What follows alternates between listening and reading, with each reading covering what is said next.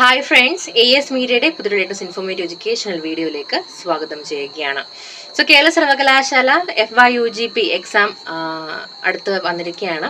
അപ്പോൾ പല വിദ്യാർത്ഥികളും കമൻസിലൊക്കെ തന്നെയും എക്സാം പാറ്റേണിനെ കുറിച്ചിട്ടും മാർക്ക് ഡിസ്ട്രിബ്യൂഷനെ കുറിച്ചിട്ടൊക്കെ തന്നെ ഒരുപാട് ചോദ്യങ്ങൾ ചോദിച്ചിട്ടുണ്ടായിരുന്നു. അതുകൊണ്ടാണ് നമ്മൾ ഇങ്ങനെ ഒരു വീഡിയോ ആയിട്ട് വന്നത്. സോ നമുക്ക് ഈ ഒരു വീഡിയോയിൽ നമുക്ക് ഓൾറെഡി അറിയാവുന്ന കാര്യമാണ് 2023 വരെ 3 വർഷ കോഴ്സുകളായിരുന്നു. ആ 3 വർഷ കോഴ്സുകളെ ബേസ് ചെയ്തിടത്തോളം അതിൻ്റെതായിട്ടുള്ള എക്സാം പാറ്റേൺസും കാര്യങ്ങളും ഉണ്ടായിരുന്നു. അപ്പം ഈ 2024 ആയപ്പോൾ 4 ഇയർ കോഴ്സുകളാണ്. 2023 വരെയുള്ള 3 ഇയർ കോഴ്സ് എന്ന് പറഞ്ഞ 3 ഇയർ കോഴ്സിൽ മൊത്തം 6 സെമസ്റ്ററുകളായിരുന്നു ഉണ്ടായിരുന്നത്. ബട്ട് ഇപ്പോൾ FYUGP മാറിയ സമയത്ത് 4 വർഷ കോഴ്സാണ്. ആ 4 വർഷ കോഴ്സിൽ 8 സെമസ്റ്ററുകൾ നമ്മൾ അഭിമുഖീകരിക്കേണ്ടതായിട്ടുണ്ട്. ഈ 8 സെമസ്റ്ററിൽ പ്രാക്ടിക്കലോട് കൂടിയിട്ടുള്ള കോഴ്സുകളുണ്ട്, പ്രാക്ടിക്കൽ ഇല്ലാത്ത കോഴ്സുകളുണ്ട്. ഇവയുടെയൊക്കെ തന്നെ ഡീറ്റെയിൽ ആയിട്ടുള്ള മാർക്ക് ഡിസ്ട്രിബ്യൂഷൻ എങ്ങനെയാണ്, അതുപോലെ തന്നെ ഇതിന്റെ എവാലുവേഷൻ പ്രോസസ്സ് എങ്ങനെയാണ്, ആൻഡ് ഓരോ എക്സാം പാറ്റേൺ എങ്ങനെയാണ്, ഇതൊക്കെയാണ് നമ്മൾ ഈ ഒരു വീഡിയോയിൽ ഡിസ്കസ് ചെയ്യുന്നത്. So let's start.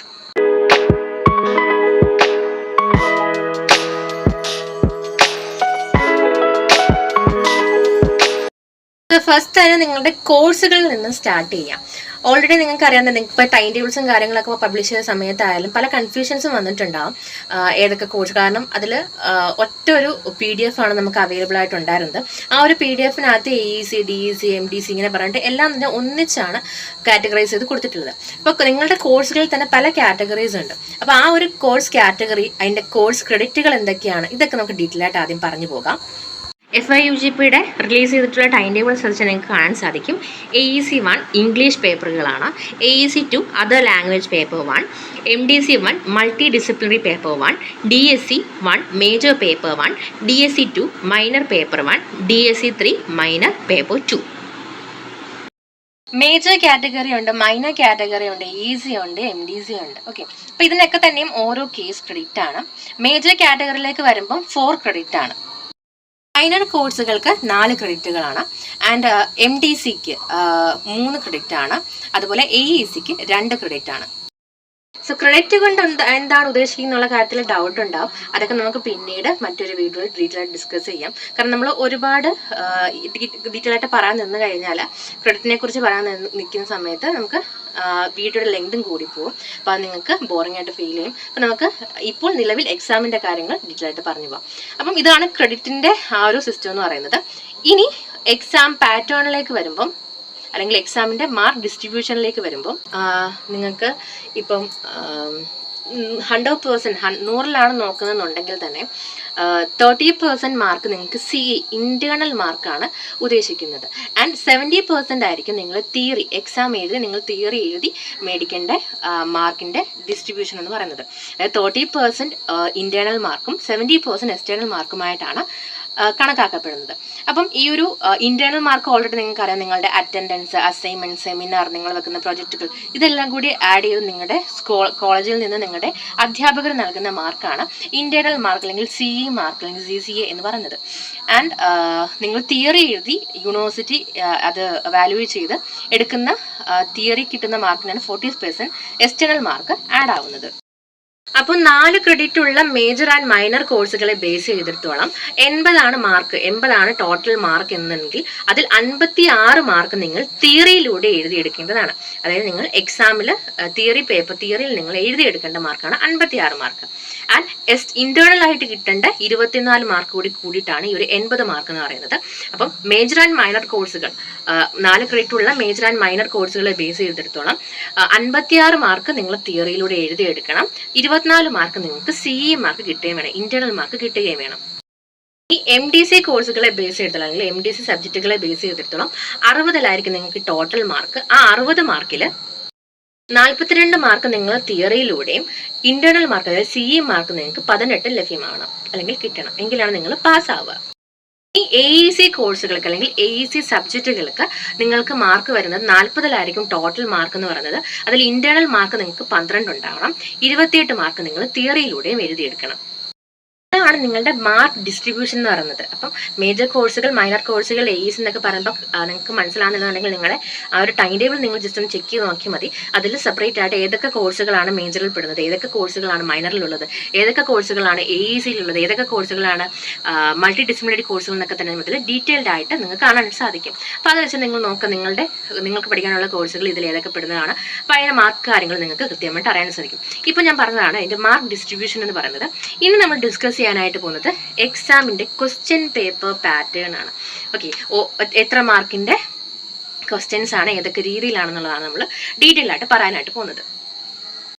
2023 വരെയുള്ള ക്വസ്റ്റ്യൻ പേപ്പർ പാറ്റേൺ അനുസരിച്ച് നിങ്ങൾക്ക് ABCD എന്ന് പറഞ്ഞിട്ട് 4 സെക്ഷൻ ആയിട്ടായിരിക്കും ഉണ്ടാവുക.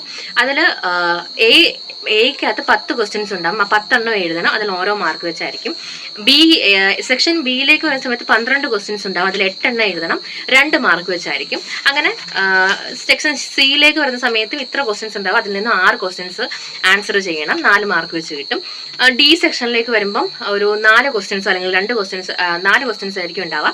അതിൽ നിന്നും 2 എണ്ണം എഴുതണം. 15 മാർക്കായിരിക്കും ഒരു ക്വസ്റ്റ്യൻ ഉണ്ടാവും. അപ്പം അങ്ങനെയായിരുന്നു 2023 വരെയുള്ള ക്വസ്റ്റ്യൻ പേപ്പർ പാറ്റേൺ എന്ന് പറയുന്നത്. പക്ഷേ ഈ ഒരു 2024 FIU 4 ഇയർ കോഴ്സിലേക്ക് വരുന്ന സമയത്ത് ഈ ഒരു എക്സാം പാറ്റേൺ തന്നെ മാറിയിരിക്കുകയാണ്. അല്ലെങ്കിൽ ആ ഒരു മാർക്ക് ഡിസ്ട്രിബ്യൂഷന്റെ കാര്യങ്ങൾ തന്നെ മാറിയിരിക്കുകയാണ്. അത് നമുക്ക് ഡീറ്റെയിൽഡ് ആയിട്ട് നോക്കാം. കാണുന്നതെന്ന് പറയുന്നത് 2023 വരെയുള്ള സിലബസ് പ്രകാരമുള്ള എക്സാം പാറ്റേൺ ആണ്. ഒരു ക്വസ്റ്റ്യൻ പേപ്പർ, പഴയ ഒരു ക്വസ്റ്റ്യൻ പേപ്പറാണ്. സോ ഇതിൽ നിങ്ങൾക്ക് കാണാം സെക്ഷൻ 1 എന്ന് പറഞ്ഞിട്ട് 10 ചോദ്യങ്ങളുണ്ട്. 10 ചോദ്യങ്ങൾക്ക് 10 മാർക്ക്. എല്ലാ ചോദ്യങ്ങളും ആൻസർ ചെയ്യണം. 10 മാർക്കായിരിക്കും ഉണ്ടായിരിക്കുക. ആൻഡ് സെക്ഷൻ 2 ഇത്ര ക്വസ്റ്റ്യൻസ് ഉണ്ട്. അതിൽ 8 ക്വസ്റ്റ്യൻസ് എഴുതണം. 2 മാർക്ക് വെച്ചായിരിക്കും. സെക്ഷൻ 3 അതായത് C സെക്ഷനിലേക്ക് വരുമ്പോൾ ഇത്ര ക്വസ്റ്റ്യൻസ് ഉണ്ടാവും. ഇതിൽ 6 എണ്ണം എഴുതണം. 4 മാർക്ക് വെച്ചാൽ. അടുത്ത ലാസ്റ്റ് സെക്ഷനിലേക്ക് വരുമ്പോൾ D സെക്ഷനിലേക്ക് വരുമ്പോൾ 4 ക്വസ്റ്റ്യൻസ് ഉണ്ടാവും. അതിൽ 2 എണ്ണം എഴുതണം. 15 മാർക്ക് വെച്ച്. ഇതായിരുന്നു 2023 വരെയുള്ള സിലബസ് പ്രോഗ്രാമുള്ള എക്സാം പാറ്റേൺ. അപ്പോൾ 2024 4 ഇയർ കോഴ്സിലേക്ക് വരുമ്പോഴുള്ള എക്സാം പാറ്റേണിൻ്റെ ക്വസ്റ്റ്യൻ ഡിസ്ട്രിബ്യൂഷൻ, മാർക്ക് ഡിസ്ട്രിബ്യൂഷൻ നമുക്ക് ഡിസ്കസ് ചെയ്യാം. അല്ലെങ്കിൽ ക്വസ്റ്റ്യൻ പാറ്റേൺ നമുക്ക് ഡിസ്കസ് ചെയ്യാം.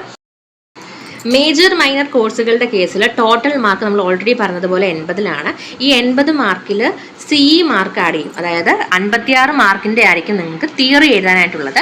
അതിൽ 24 മാർക്ക് നിങ്ങൾ ഇന്റേണൽ മാർക്ക് നേടേണ്ടതായിരിക്കും. ഓക്കെ, അപ്പം ആ ഒരു മൈനർ മേജർ കോഴ്സുകൾക്ക് മൊത്തം 19 ക്വസ്റ്റ്യൻസ് ആയിരിക്കും നിങ്ങൾക്ക് ഉണ്ടായിരിക്കുക. ആ 19 ക്വസ്റ്റ്യൻസ് എന്ന് പറയുമ്പോൾ section A, B, C, D എന്ന് പറഞ്ഞിട്ടായിരിക്കും ഉണ്ടാകും. നമ്മളിപ്പോൾ ക്വസ്റ്റ്യൻ പേപ്പർ കണ്ടുപോലെ section A, B, C, D എന്ന് പറഞ്ഞിട്ടായിരിക്കും ഉണ്ടായിരിക്കുക.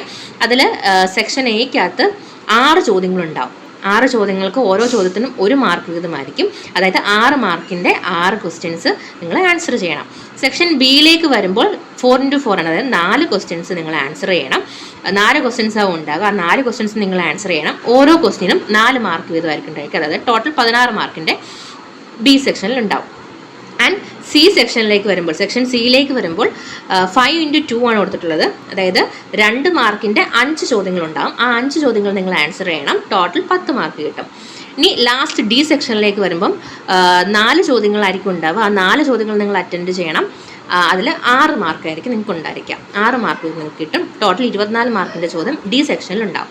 അപ്പം നിങ്ങൾ ആലോചിക്കുന്നുണ്ട്, അപ്പോൾ അറിയാത്ത ചോദ്യങ്ങളാണെങ്കിൽ എന്ത് ചെയ്യുന്നുള്ളത്. പക്ഷേ അതിൽ നിങ്ങൾ മനസ്സിലാക്കേണ്ട കാര്യം, ഈ D സെക്ഷനിലും C സെക്ഷനിലൊക്കെ വരുന്ന സമയത്ത് അവിടെ ഓർ ക്വസ്റ്റ്യൻസ് ഉണ്ടാവും. അതായത് ഒരു ചോദ്യത്തിൽ തന്നെ A ആൻഡ് B എന്ന് പറഞ്ഞിട്ട് 2 ഓപ്ഷൻസ് ഉണ്ടാവും. അതിലേതാണോ നിങ്ങൾക്ക് ഏറ്റവും അറിയാവുന്ന ആൻസർ അതായിരിക്കണം നിങ്ങൾ സെലക്ട് ചെയ്ത് എഴുതേണ്ടത്. ഓക്കെ, ഇനി MDC കോഴ്സുകളിലേക്ക് വരുമ്പോൾ ടോട്ടൽ മാർക്ക് 60. ആ 60 നിങ്ങൾ 42 മാർക്കിൻ്റെയാണ് തിയറി എഴുതേണ്ടത്. 18 മാർക്ക് നിങ്ങൾക്ക് ഇന്റേണൽ മാർക്ക് നിങ്ങളുടെ അധ്യാപകർ തന്നെയാണ്. അപ്പം 42 മാർക്കിൻ്റെ തിയറി മാർക്കായിരിക്കും. തിയറി നിങ്ങൾ എഴുതിയെടുക്കണം. മൊത്തം 14 ക്വസ്റ്റ്യൻസ് ആയിരിക്കും ഉണ്ടാവാം. അതിൽ A, B, C നമ്മൾ തിരിക്കുകയാണെങ്കിൽ സെക്ഷൻ Aയിൽ 6 ചോദ്യങ്ങളുണ്ടാവും. 6 ചോദ്യങ്ങൾക്ക് ഓരോന്നിനും ഓരോ മാർക്ക് വെച്ച് 6 മാർക്ക് നിങ്ങൾക്ക് കിട്ടും. ഈ സെക്ഷൻ ബിയിലേക്ക് വരുന്ന സമയത്ത് 4 ചോദ്യങ്ങളായിരിക്കും ഉണ്ടാവുക. ഓരോ ചോദ്യത്തിനും 2 മാർക്ക് വീതം. സെക്ഷൻ സിയിലേക്ക് വരുമ്പം 4 ചോദ്യങ്ങളായിരിക്കും. 4 ചോദ്യങ്ങൾക്കും ഓരോ ചോദ്യത്തിന് 7 മാർക്ക് വീതമായിരിക്കും നിങ്ങൾക്ക് ഉണ്ടായിരിക്കുക. അങ്ങനെ ടോട്ടൽ 42 മാർക്കിൻ്റെ ചോദ്യമായിരിക്കും നിങ്ങൾക്ക് ആ ഒരു MDC കോഴ്സുകൾക്ക് ഉണ്ടാവുക, അല്ലെങ്കിൽ MDC സബ്ജക്റ്റുകൾക്ക് ഉണ്ടാവുക. ഇനി AEC കോഴ്സുകളിലേക്ക് വരുമ്പം ടോട്ടൽ മാർക്ക് എന്ന് പറയുന്നത് 40. 28 മാർക്കിൻ്റെ തിയറിയും 12 മാർക്ക് നിങ്ങൾക്ക് ഇന്റേണലും ആണ്. അതിൽ A സെക്ഷനിൽ 4x1 4 ക്വസ്റ്റ്യനുകൾ ഓരോ മാർക്കിൻ്റെ 4 ക്വസ്റ്റ്യനുകൾ 2 മാർക്ക് വീതം ഉള്ളത്, 4 ക്വസ്റ്റ്യനുകൾ 4 മാർക്ക് വീതം ഉള്ളത്. ടോട്ടൽ 12 ക്വസ്റ്റ്യൻ ആയിരിക്കും നിങ്ങൾക്ക് AEC സബ്ജക്റ്റിൽ അല്ലെങ്കിൽ AEC കോഴ്സിൽ നിങ്ങൾക്ക് ഉണ്ടാവുക. അപ്പോൾ ഇങ്ങനെയായിരിക്കും നിങ്ങളുടെ FIUGPന്റെ ക്വസ്റ്റ്യൻ പാറ്റേണും മാർക്ക് ഡിസ്ട്രിബ്യൂഷനും എന്ന് പറയുന്നത്. സോ നിങ്ങളുടെ എക്സാമിനെ കുറിച്ചും എക്സാമിൻ്റെ പാറ്റേൺ എങ്ങനെയാണെന്നുള്ളതും ക്വസ്റ്റ്യൻ പേപ്പർ പാറ്റേണിനെ കുറിച്ചും മാർക്ക് ഡിസ്ട്രിബ്യൂഷനെ കുറിച്ചൊക്കെ ഏകദേശം ഒരു ഐഡിയ നിങ്ങൾക്ക് കിട്ടിയിട്ടുണ്ടാവും എന്ന് പ്രതീക്ഷിക്കുന്നു. അപ്പോൾ തീർച്ചയായിട്ടും ഇനിയൊരു 2-3 ഡേയ്സും കൂടി ഉള്ള എക്സാമിനായിട്ട് നല്ല രീതിയിൽ പ്രിപ്പയർ ചെയ്യുക. ആൻഡ് ആൾസോ നിങ്ങളുടെ ഇവാലുവേഷൻ്റെ കാര്യം പറയുകയാണെന്നുണ്ടെങ്കിൽ സെമസ്റ്റർ ബേസ് പറയുകയാണെന്നുണ്ടെങ്കിൽ സെമസ്റ്റർ 1, 3, 5, 7 ഈ സെമസ്റ്ററുകൾ നിങ്ങളുടെ കോളേജിൽ തന്നെയാണ്, അതായത് നിങ്ങളുടെ കോളേജിലെ അധ്യാപകർ തന്നെയാണ് വാല്യുവേഷൻ ചെയ്യുന്നത്. 2, 4, 6, 8 ഈ സെമസ്റ്ററുകളാണ് യൂണിവേഴ്സിറ്റി ഒരു വാല്യുവേഷൻ ക്യാമ്പായിട്ട് വിളിച്ചു കൂട്ടി വാല്യുവേഷൻ നടത്തപ്പെടുന്നത്. ഓക്കെ, അപ്പോൾ ഇതായിരിക്കും നിങ്ങളുടെ ഇവാലുവേഷൻ പ്രോസസ്സ് എന്ന് പറയുന്നത്. ബാക്കിയുള്ള കാര്യങ്ങളൊക്കെ ഡീറ്റെയിൽ ആയിട്ട് മനസ്സിലായിട്ടുണ്ടാവുമെന്ന് കരുതുന്നു. അപ്പം നല്ല രീതിയിൽ പഠിക്കുക. ആൻഡ് നിങ്ങൾക്ക് മോഡൽ ക്വസ്റ്റ്യൻസ് ആവശ്യമുണ്ടെന്നുണ്ടെങ്കിൽ ഇൻഫോം ചെയ്യുക, നമുക്കത് വീഡിയോ ആയിട്ട് നിങ്ങളിലേക്ക് എത്തിക്കുന്നതായിരിക്കും. Thank you so much. Subscribe ചെയ്യാൻ മറക്കരുത്.